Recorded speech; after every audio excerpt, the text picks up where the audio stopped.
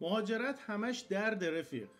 زندگی اصلا پر از درده، ولی عذابی وجود نداره. عذاب رو ما برای خودمون درست میکنیم. ببین وقتی مهاجرت میکنی هر روز مسائل عجیب غریب و جدیدی برات پیش میاد.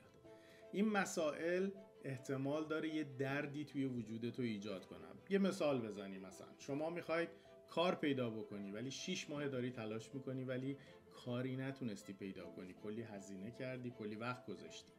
این یه دردی رو توی وجودت رو ایجاد میکنه. ولی قدم بعدیش چیه؟ قدم بعدی اینه که ایمان داشته باشی. دو تا حالت داره.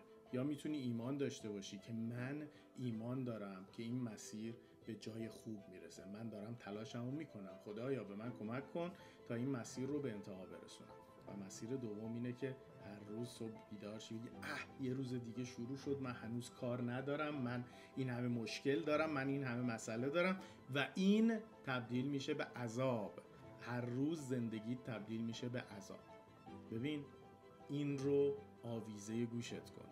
هر لحظه‌ای که به خودت عذاب میدی حس عذاب رو توی خودت ایجاد میکنی، و وقتی حس عذاب توی وجودت وجود داشته باشه، هی عذاب‌های بیشتر ادامه دار برات ایجاد میشه. حس عذاب رو داشته باشی، نگرش داری برای خودت، مرتب دنیا بهت حس‌های شبیه به اون عذاب رو هی میده. چیکار باید بکنی؟ حس عذاب رو از خودت دور کن. برای خودت عذاب درست نکن. زندگی به این زیبایی، این همه مشکلات، به عقب نگاه کن، ببین چقدر مشکلات مثل این و بزرگتر از این داشتی و همه رو رد کردی رفته. تو میتونی.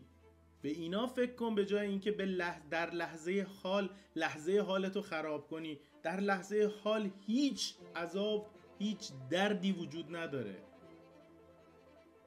این رو آویزه گوشت کن. دوستتون دارم.